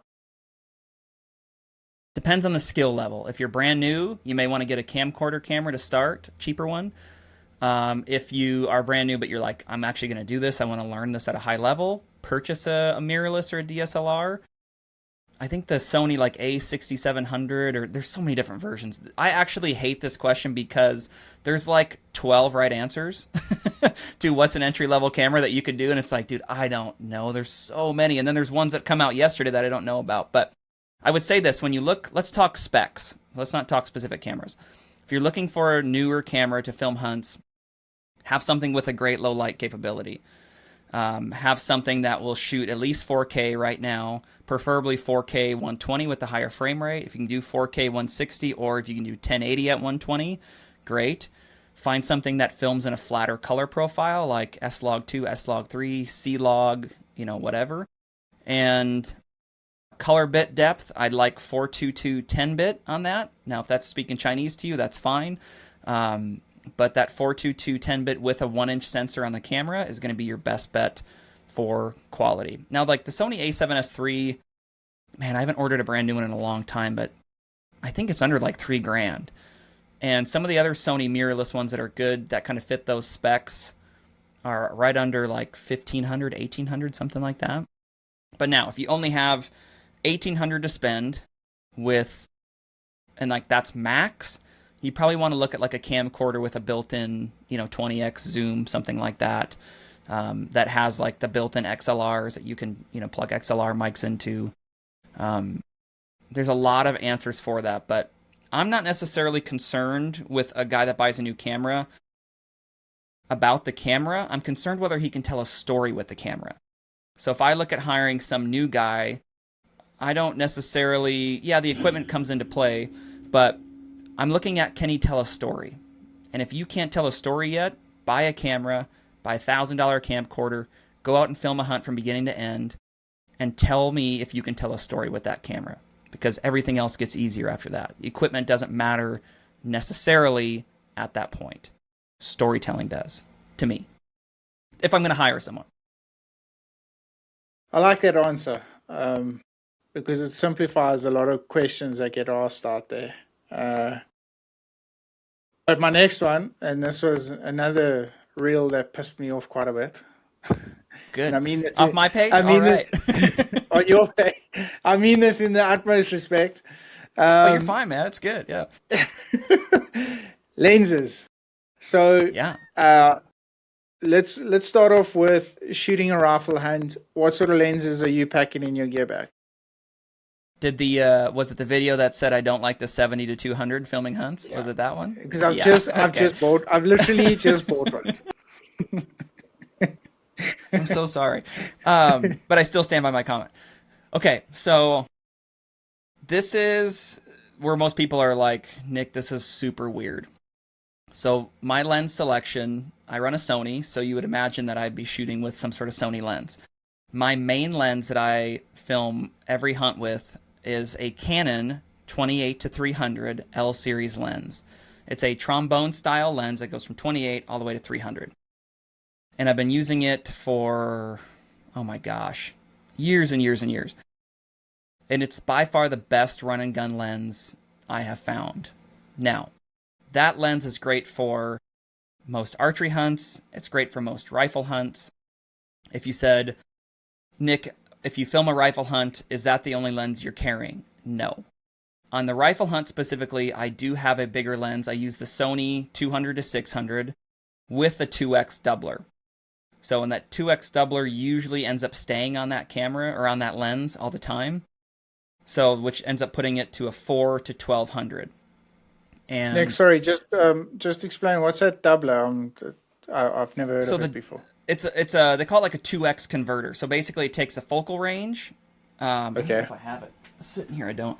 Um, it takes the 200 to 600, and you basically on the actual mount side, you hook another converter into it, a doubler they call it, and then that now doubles the focal range of that lens.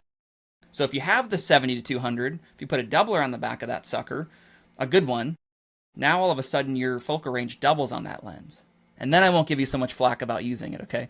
So that would be a good option too. And they have like 1.4 teleconverters, they have 2x teleconverters, they have a bunch of different options. I will say don't skimp price on the teleconverters because the cheaper ones do lose a lot of quality. Now, the downside of the 2x converters is it also doubles your f-stop. So it takes my camera and bumps it all the way to an f13, which would be a problem, but I shoot with the A7S III, which has what they call dual native ISO, meaning it's got a low base and it's got the high base. So I can crank that all the way up to 1200 or 12,800, which is the high base ISO, which is very good for low light, and it's a very clean image. So the f13 doesn't really concern me all that much because of the camera that I'm using it on. So that's my lens selection. You know, I'm not a fan of a 24 to 70 on that camera, and then having, you know, if you've got the other lens on your chest ready to go, great. But if it's not within arm's reach, you're going to get caught with your pants down of an animal coming out and being like, oh, you've been there a million times. Oh my God, right there, shoot him. And in under 7 seconds, that animal's dead. Okay, you're screwed with the 24 to 70 being locked on there. Some other good diverse lenses would be like I think Sony has a 24 to 240, something like that. I think someone else commented, which I had not used, Tamron's got like a 35 to 1.8. I don't remember what it was, but if we would take specifics away, I want a diverse lens on that camera that's still somewhat decent quality. I do not want a 24 to 70 sitting on that to get caught with my pants down on it, because you've got one shot to get that kill shot right, and it can happen anytime, as you know. And if you don't think it can happen anytime, you haven't hunted long enough. On the lenses, something we've been doing wrong with a lot of my hunts is zooming.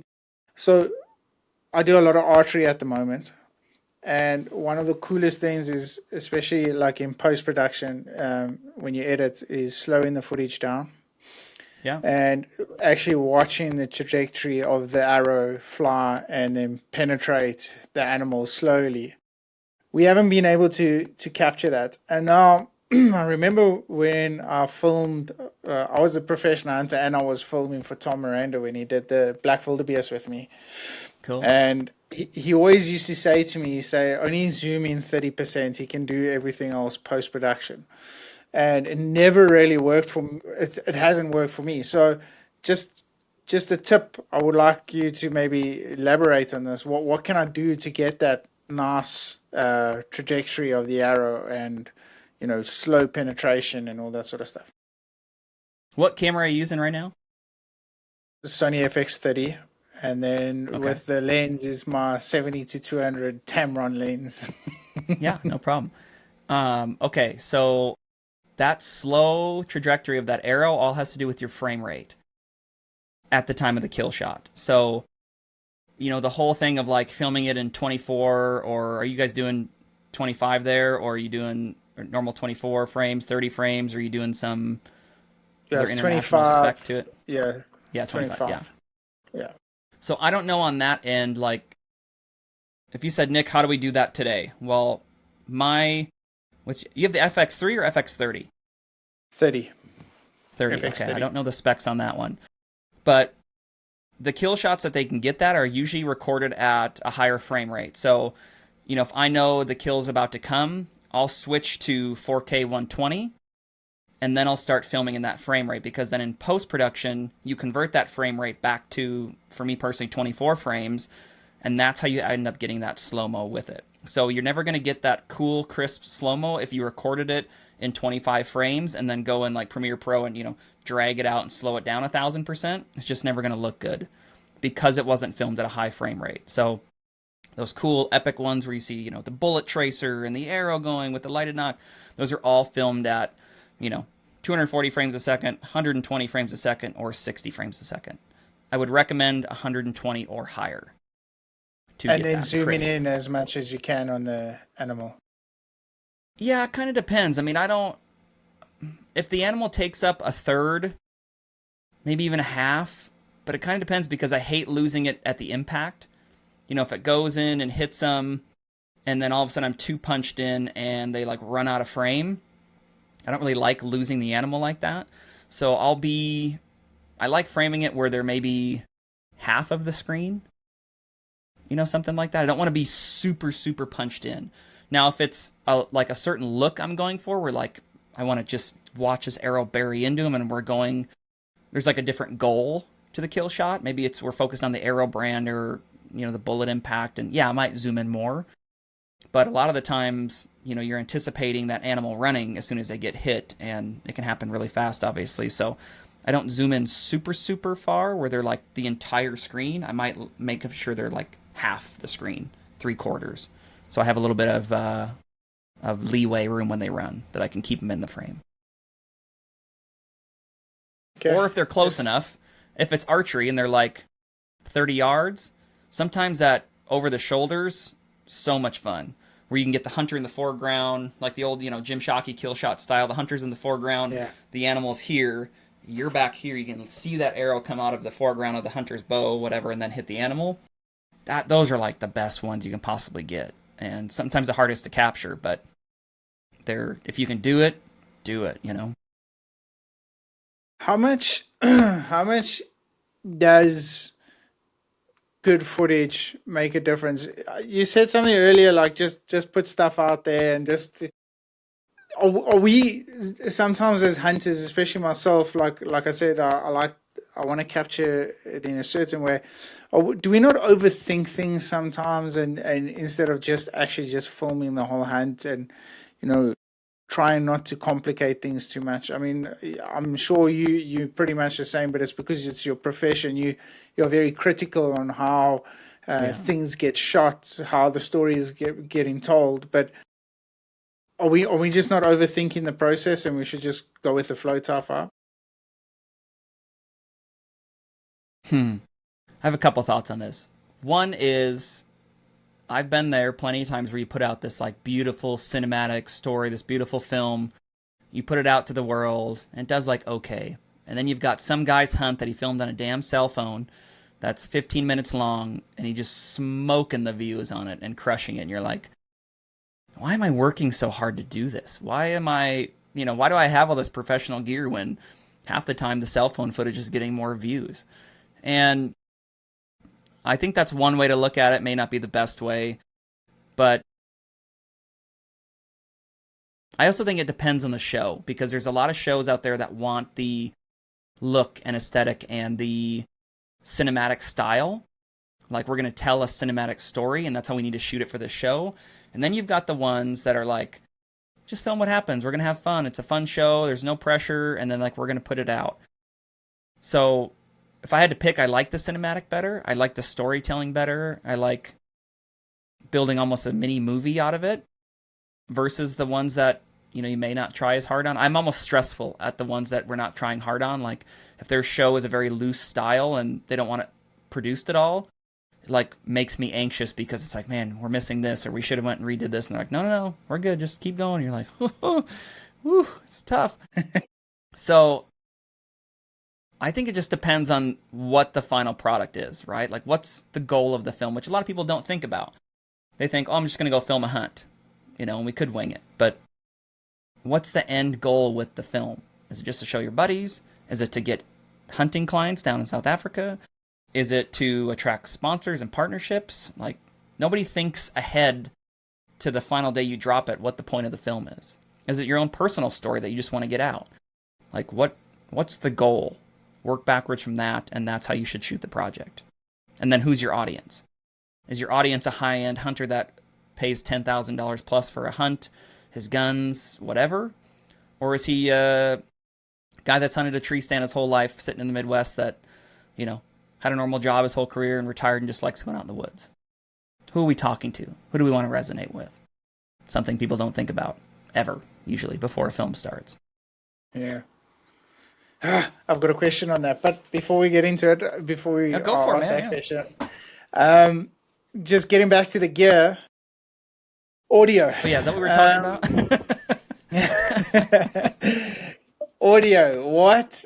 I had an interesting experience with audio, and I'll tell you what it is before you can answer and advise on what you currently are using and what we should be using. For the longest period of time, I've been using DJI mics, Bluetooth, clipped in, the standard, so that they could hear me whispering to the client. And then I always thought if I could tell the story as the hunter with the mic in here, I could whisper and it would come across. But like I mentioned, a couple of last year, October, November, I did that documentary, and they used shotgun mics. And I tell you what, the experience of watching that episode was a lot different. A lot different. I didn't feel like I was strapped to somebody's chest pack for the 15 minutes. I could hear the birds in the background. I could hear the footsteps. Is that something that's important in the storytelling? And how do you navigate around that? I see you've got the Sony connectors that, I mean, you must have a hectic setup. Yeah. Okay, the first question is sound important in the film? Is that what you want to ask? Yeah. So how important is sound? And I mean, obviously there's an obvious answer to that, but and then how can or what equipment would you utilize to try and captivate the story as much as possible? Yeah, so sound is super important, and it's one thing as I got older editing more films that I like, man, I need to do some sound design on this. And so we can go, let's start with the field setup. So you've maybe seen my videos that would probably also piss you off that I am not a fan of the DJIs. They are not my favorite mic because they are rechargeable. I also don't like the big fuzzy thing sticking out here, and it just personally drives me nuts. But the reason I don't mechanically like it is the rechargeable aspect of it, because I've seen them go down. Guys have to recharge them mid-shoot, and it's just not a fun, like you're just losing audio for an hour because you have to recharge a mic versus swapping double A's.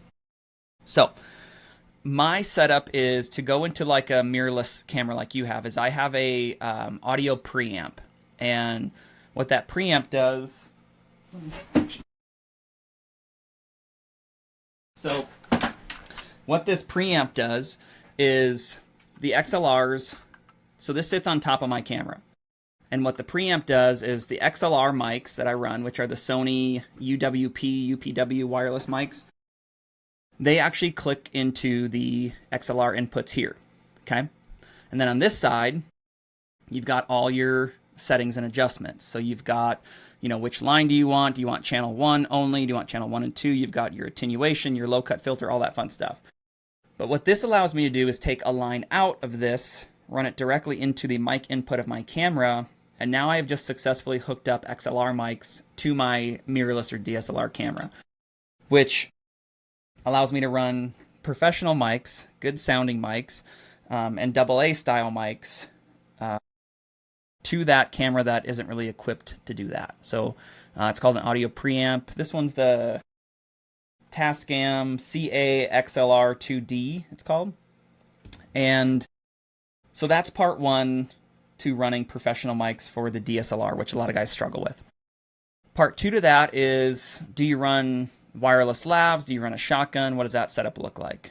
Most of the time I have both set up on my camera. So especially if we're with a guide and a hunter, I'll usually just run 2 wires on them because I want the best audio quality possible. I want the whispers when they're talking about the stock. I want as much natural banter as I can possibly get.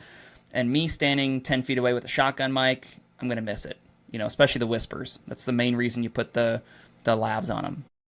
Let's say I have either 1 hunter or 3 hunters. I'll put a lav on the main guy, and then I'll run that shotgun mic to pick up everyone else.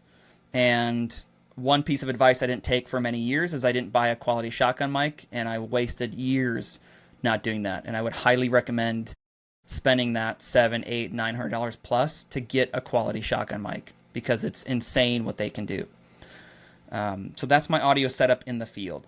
Now, if we would take that back to post, and we want to hear the birds chirping and the walking and all that, if I can't pull the quality audio off my mics, I will actually add that in post myself. Like, I have a whole sound effects library of like clothes rustling together, so I can add that in when we're walking.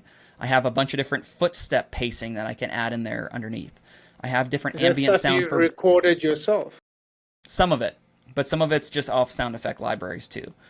Now in the field, if you're like, hey, I know I need good footstep audio, I know I need good nat sound, you could just go record it, right? Like, just understand, like, you can make an editor's note and be like, hey, these next 10 shots are all going to be nat sound, right? Like, some guys will set out a camera just out in the woods and hit record for 2 minutes, and that's their nat background sound for the hunt, and they can just keep that as a track underneath.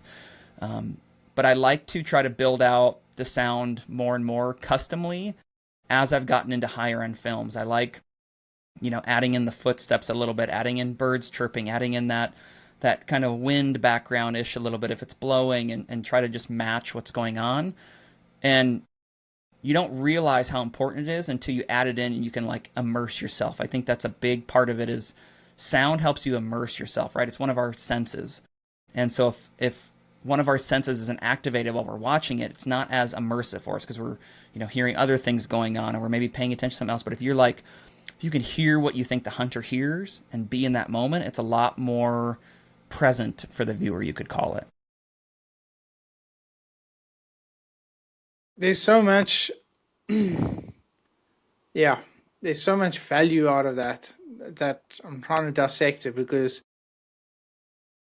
I never saw sound as being as important as how you've just mentioned it. And now listening to you talk about it, that's exactly what was happening in that episode that I was a part of. Is you became immersed into it, and you were really, it was like you said, it was your sensories that were activating. And yeah, it's a very unique way of looking at things. But on that topic, and shifting now just quickly to post, um, I think it's a whole nother rabbit hole we'll get into about what sort of post platforms do we use and all this sort of stuff. But something I've seen as a bad habit creep into the industry here in South Africa, not so much in America. You guys do an exceptional job, but here in South Africa, is that guys don't color grade correctly, and when they do color grade, it's terrible stuff. Uh, Yeah. I'll be honest with you, I'm very, very bad at it, and I, I often find myself watching a shit ton of YouTube videos trying to explain to me how color grading works on every single episode that I edit. So, how important is color grading in trying to captivate that story you tell? Oh man.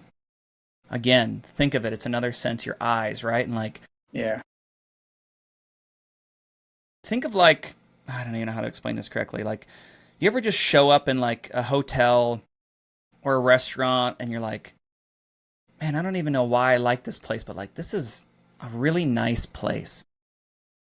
And what you don't realize is that it's clean, it's organized, it looks nice.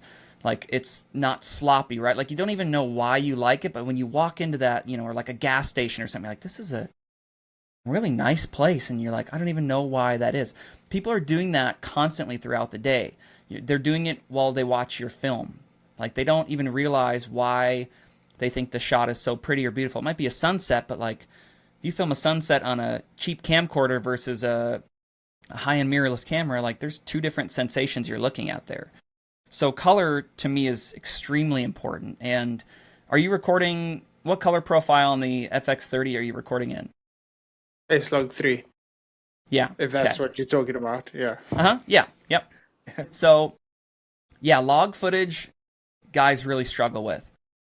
Really struggle with. And I think the biggest thing they're not doing is there's actually a couple, I must go through two processes. I'll actually go color correct the footage first. I'll add a base LUT to that footage to, like, take the contrast and increase it, and the shadows and the blacks down a little bit, and I'll kind of get it looking normal first. And then once I do that with every clip, then I'll go back and I'll find a color grade that I like for the look and the feel of the show that I'm doing. So I'll actually add a base LUT to it to make it look back normal. And then the beautiful thing with S-Log3 is it fits, 15 or 12 different stops of footage all in that color profile. So the highlights aren't blown out, the shadows aren't blown out. And once you've got it color corrected and looking kind of like a normal shot, then you can add your grade to it and push it a little bit, which is why when we talked about earlier, the 422 10-bit is super important that you record in, because that's when you're going to start to push those limits of the color profile is in post. So if I take S-Log3 footage, I have an old LUT that I've used, and it depends. There's 3 base LUTs I use. It's if I'm exposed 1 stop over, if I'm exposed 2 stops over, or if I'm exposed 3 stops over, I'll add that one to that clip, and it immediately like darkens it, contrasts it, and it looks normal. And then I'll do that for the whole show, make sure the white balance look good, and then I'll go back and I'll add an adjustment layer on top of the whole track of footage, and I'll find a LUT that looks pretty good clip to clip, and I will add it into that adjustment layer so it goes over the whole episode. And then if I need to tweak certain clips after that, I can just, hit the slice tool and then adjust that clip individually. But one major thing I see with S-Log3 footage that guys don't do is they're not crushing the blacks and the shadows enough, and it still looks very plain. Like it's not a lot of, flat, exactly. It's not contrasty at all. So adding that base LUT to get the contrast, to get the shadows down, the blacks, and looking normal, and then grading it is my go-to process. But yeah, when I watch an intro, there's a show that I shoot for that goes to a post house, and the post house is not good at editing log footage, and so they'll build episodes and videos out of it, and you're like, ugh, like this does not look good. Like this is bad, but is what it is, man. And so it's the base is the biggest key to that. The color grade should be almost minimal or simplistic, I should say. And then your hard work's at the beginning of that clip. So. Yeah. Nick, what's the one bit of equipment that you just can't go without when you're out in the bush? Probably the one I'm actually filming off of right now. I'm filming off a DJI Osmo 3, Osmo Pocket. It's no way. Are you really using them? Right now, yeah. Mm-hmm. But in the I've been field, so I use conflicted. But Sorry, in the field, I use it. Go ahead. No, go ahead. Okay. I call it my little secret weapon. I don't use it very often, but it's got its own sort of skill that I utilize it with. If we are sprinting, it's a very good one to just pop out. It's its own little gimbal. I hit record, and that footage, and it records in D-Log. So it's got log. It records in 10-bit 422, and it has a 1-inch sensor. So it looks really good and can color grade and mix with the Sony clips pretty seamlessly. So I use that I call it my little secret weapon. And it's always I have like a chest vest that I wear, and it's always sitting in a pocket right here. Because especially like driving in the back of the truck, if you got a client on a high rack, it's really nice to get that just buttery smooth footage. If we're crawling anywhere on a stock where it's hard to film with that main camera, then I just whip that Osmo out. And, as we're crawling on our elbows and hands and knees, I have it in one hand, and I can at least capture the footage raw and real. If the scenario is dangerous, sheep hunts, some mountain hunts where it's like, I need both hands to cross this area, otherwise I'm out. I got to put the main camera in my backpack, and I'll film, the climb with the Osmo. And then when it's safe, I'll bring the main camera back out. And, it's pretty rare that happens, but I have it with me to, horseback. A lot of horseback hunts too in the saddle are really nice because, you're just riding along like this and it's kind of hard to handhold. So I'll have my main camera with me on horseback trips, but I'll also have the Osmo to just get some buttery smooth riding footage, of that person. So that's kind of my main scenario I use it in. So now, hold on, I got one more. My favorite one, which would apply to you. The coolest place I ever put it is on a water hole in South Africa because I can control it from my phone and the head tilts and pans. So I got an elephant coming into the water hole and I followed it with the Osmo in the tree and it went from here all the way into the water hole and drank. And I was able to rotate it because I have it on my phone. It's got a little joystick on the app and you're just pivoting. So like water hole footage is so freaking cool. Putting it in the decoys, like turkey decoys or something like that, super cool because you can adjust the head. And so it's a game changer, man. I love that little camera. So now, this is where I am. I'm conflicted. I reached out to DJI in South Africa a couple of weeks ago, and they're pretty keen to jump on board. But so I was like, there was a toss up between the Action 6 and the Osmo. And I'm so glad you said that now because I was always leaning towards the Osmo. But why did you choose that over an action camera? Two different utilities. So the Action 6 would be fine for probably some of that footage. I like the tilt and pan option for it, that I can move the head. I like the gimbal option. Now, am I going to strap this to, a selfie stick and put it underwater and film some stuff? No. Am I going to strap it to, something, like the Action 6, the GoPros are all great for like strapping it to something and being able to really beat it up, right? You could put it on a tractor clearing brush or something and, could have sticks and everything, just hammer that thing and it's fine and it's alive. The Osmo would probably snap off, right? So it's got two different utilities for me. I want something that looks good, films wide, and can be steady in times of chaos. So the Action 6 probably would still work for that, but the only kicker with the Osmo is I can remotely control the head on it. So it's nice that I can move camera angles. If we're like in a ground blind or something and I want to switch, from this angle to this angle or get the tilt a little different, like I can go and adjust that from my phone. So two different utilities. I have was it Ace Pro 2 or something like that? So I have I have GoPros, I have all that stuff that comes with me, but that is the only camera that actually sits on my chest ready to go in any scenario. And that one you talked about would be probably fine to do the same. I'd just rather have something versus not have something in a scenario where it's hard to film with my main camera. So in simple words, you're telling me I need to go and spend more money and buy both of them? No, not necessarily. No. I mean, if you've got, if you film a lot of underwater stuff or, if you want to strap it to something that it might get destroyed, sure, go with the Action 6. But if you're looking for steady footage in chaos, go with the Osmo. Or something, like I said, for the water hole, or it's a cool secondary camera.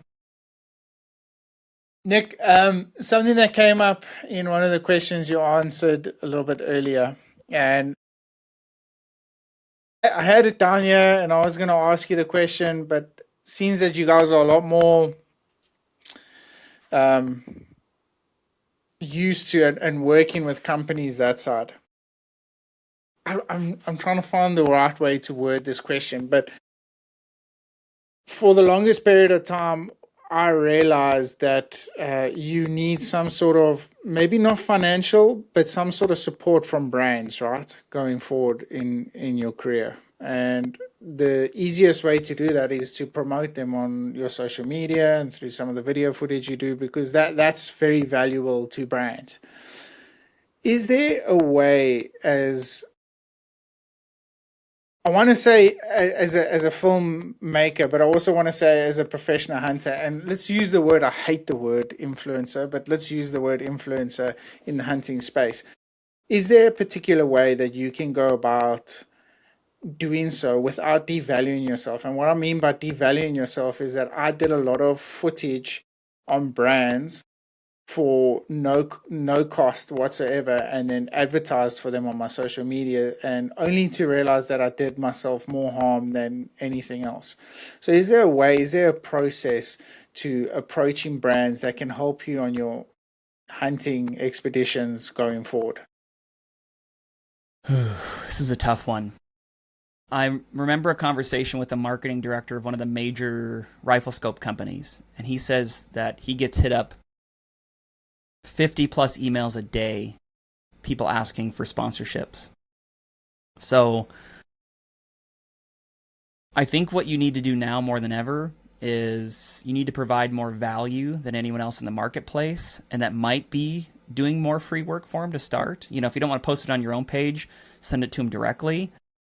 But part two to that is proximity to those people. There's a great quote I like that says proximity is power. So if you want to get in the room with these people or, you know, get deals with them, what rooms are they frequenting? Where are they going? Where are they spending time? You know, how can you kind of get in the room with these people and meet them and shake hands and they get to know you, right? Because 100 emails isn't near as good as a face-to-face interaction and a handshake.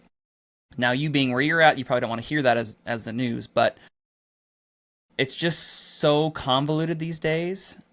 And then a lot of guys that come to him don't have a package or anything. They just want to come to him for free gear or get paid, but they have no production kit that they sent him that like, hey, if we do this deal at 10K, I want a $20,000 product allowance. I'm going to film you a 30-second commercial.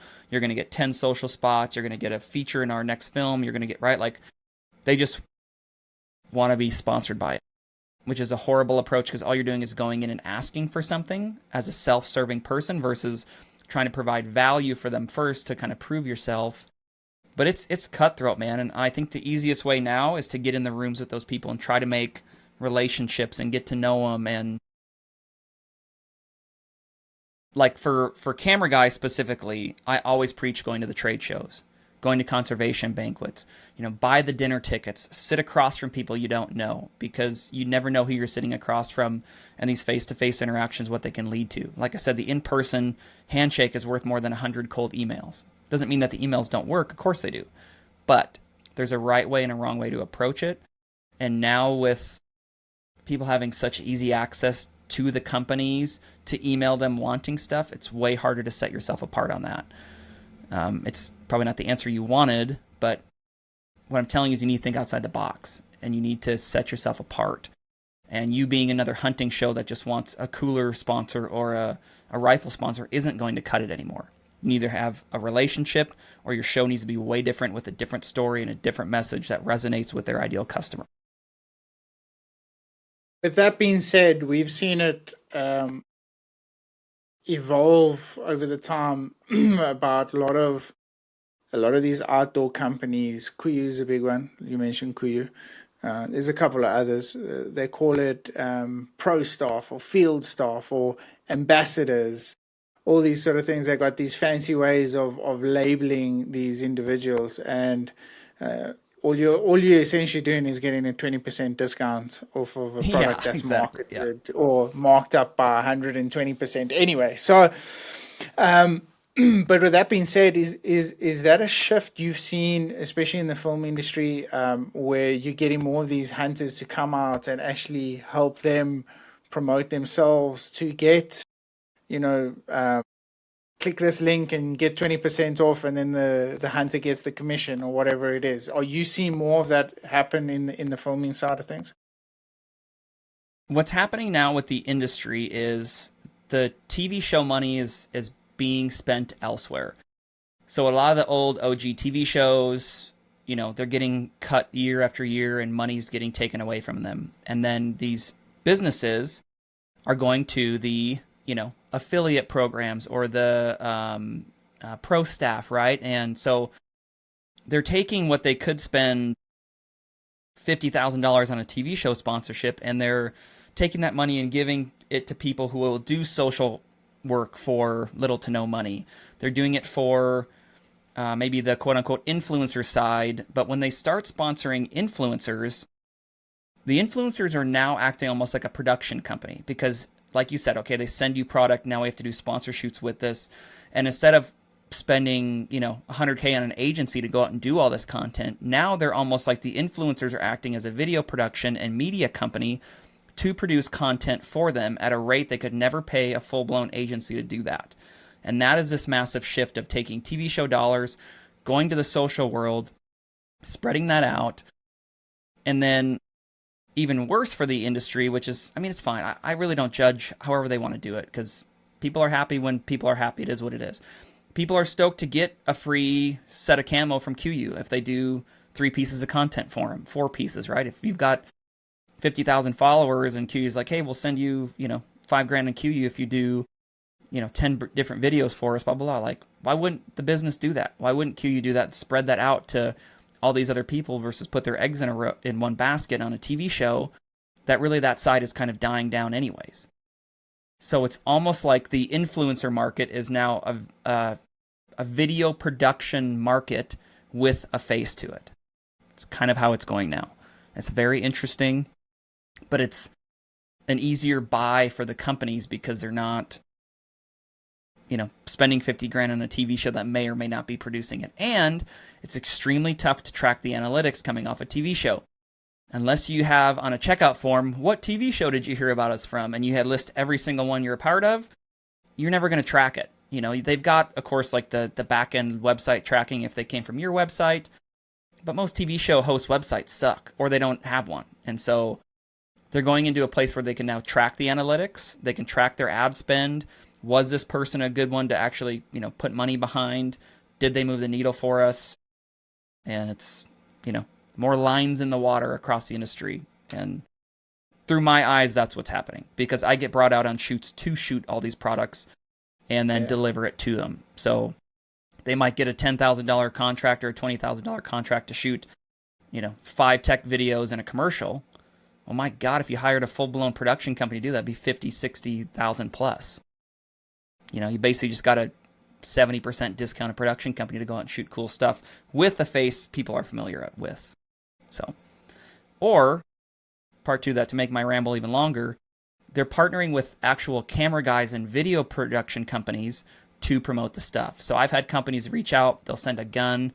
Hey, we want this gun featured in a rifle fundamentals video. So I go out, I write the video script, I find the host for the video, and then I shoot the content and send it back to them. So there's a good indication that it's coming off TV and actually going to content producers, not even influencers all the time, but like camera guys, video production guys as well. So it's kind of an interesting world to live in. It's and the where that question stemmed from was, I'm not going to mention names in this side of things, but it was a TV hunt and it was with a specific individual, and he had a camera guy out, and it was a South African camera guy, and he still said, we were sitting around the dinner table, and he was like, I don't care how or how the hunt happens or how we go about things. I just need to get the animal and I need to get a certain shot on camera. And I asked him, I said, well, doesn't this take away a lot of the essence? And he said, since the TV numbers dropped drastically and they aren't getting approached by a lot of the channels and the promoters and all that sort of stuff as much as what they used to, they've become promoters themselves for the equipment that they now need to sell. Because he says the cooler the shot looks, the more I make off of that, because the more they're clicking on my link, the more commission I'm earning. And I was really taken back by that, because I was like, well, in South Africa, majority of the equipment we use is all from America. So how the hell are we going to get some of that dough this side? But it was a very interesting dynamic that kind of unfolded. Then in some ways I was like, this is probably not the way the industry needs to go. But in the same sense, I was, different strokes for different blokes, right? If it's going to pay the bills, then why not do it, So I was just like, well, I have to respect that side of things, Yeah, oh man, I should wash my mouth on this one, but it's stoked off a conversation that I had recently with a TV show host, and he said, I'm sick of selling my soul for such little money to do all these projects for brands. And that is the name of the game. How little can they pay you? How much content can you give them? And he came from like the old school era of, just here's a check for $50,000 to be on your TV show. And now they're having to do social contracts and content and certain posts per month and all this stuff. And here's the deal. You can either complain about it or you can hop on the bandwagon and make some money doing it. And again, it goes back to the ethics thing. You do you. I may not agree with it. I get it. It's the same thing of like, okay, well, if you don't agree with high fence hunting versus normal hunting, you could have debates on that too. It doesn't. You do you, right? But doesn't mean we have to agree with every project that people are doing. It's just, and I don't know. It's just weird, man. It's sometimes you're at the mercy of the sponsor these days, Yeah. and they're always reevaluating dollars every year. And if you're not providing value to them and following certain requests or whatever, you know, it can they can start pulling money, and that's just how it goes. And they lose a $10,000 contract, a $15,000 contract. And it's big money, right? It's a lot of money for people, especially when you have a production budget that didn't change. So I don't want to get too negative on the industry. Most of it's pretty good, but it's just changing. And the guys that were used to the old ways that were done, that don't know how to pivot to the new ways that it's done, are struggling big time. And I get it, because it's twice or three times the work for the same money or less. And that's kind of where we are right now. But for the guys that are good with the camera and the content, you're like, I'll take it. Come on over here. You pay me 20 grand to go shoot that one video, right? Like, I mean, yeah, it's just the way it is, and you can complain about it and die with the times, or you can pivot and keep going. Is what it is, right? Yeah. Adapt, and improve. Nick, I've had so much fun on this podcast, and Yeah, man, I can definitely foresee plenty more that we will be able to do. But before we close off, I've got a couple of rapid fire questions, and then it's something I've started this year. It's PH Journals, part of, as professional hunters, we go through difficult times, and depression's a real thing, and all that sort of stuff. You a long time away from the family, so part of my ways of dealing with a lot of the hardships that's out in the field was journaling, and hence why PH Journals came about. So I'm going to ask you a question.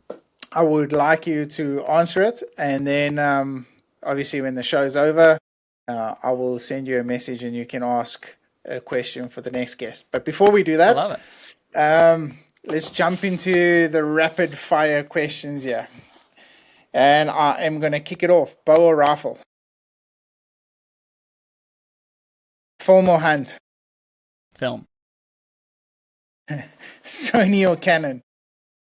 Sony. Favorite species to film? Archery elk in the rut. Bucket list animal right there. Favorite country to hunt in or film? Canada. Biggest hunting media pet peeve? Mirrorless camera with a 24-70 with a 3.5 millimeter shotgun mic plugged in the top, and that's their main rig. Trend you wish that left the hunting industry? A what that wish I left? A trend? A trend that you wish left the hunting industry? Well, I don't know. Can I pass on that one? I don't really know. I'm going to take some thinking. I want to make it rapid fire. I'll pass. Most underrated hunting content creator?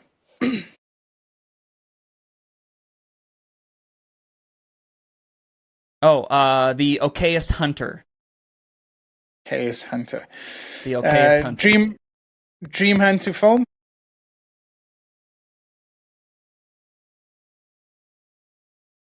Maybe like Kyrgyzstan or Tajikistan, some crazy hunt in there. Ooh, like the Nubian ibex or something like that. Yeah. One positive you can take from the hunting industry? Some of the best people I've ever met are in that industry and continue to be in that industry. The next set of rapid fire questions for the next guest is going to be a difficult one, because those are some good answers. Nick, take your time on this one. This one's, it's a goodie. When you're old and frail and you're looking back at your career, what do you hope people will say about the stories you have helped tell or you have been a part of? I hope that I made a difference I hope that content I produced, films I released, um, video productions actually made a difference in people's lives and impacted them. Because if not, what the hell are we doing this for? So true, so true, and that answer is a true testament to the person I've seen on the other side of the screen. Like I said, you've been a Thank you, my friend. hugely influential person. Not, I mean, just for the short period you've been a part of my career. So I'm truly grateful for all the content you put out there. Keep doing it. I promise you. I'm grateful, and I know there's thousands more of young individuals that are wanting to get into this industry that is just as grateful. So Thank Nick, you, man. I can't thank you enough for the incredible podcast, and I know and I hope we can definitely do this many more times. So Yeah, thank you. I feel like we just got started and we're 2 hours into it, so we've got plenty more. We've got so much more time, but my toes are freezing here in South Africa, and it's way past my bedtime. But again, I mean, for you to take time out of your busy schedule, it means the world to me. So thank you, and yeah, Thank you, all man. the best, This my has been friend. super fun. Yeah, absolutely. Yeah, Appreciate you. cool. Thanks, Nick.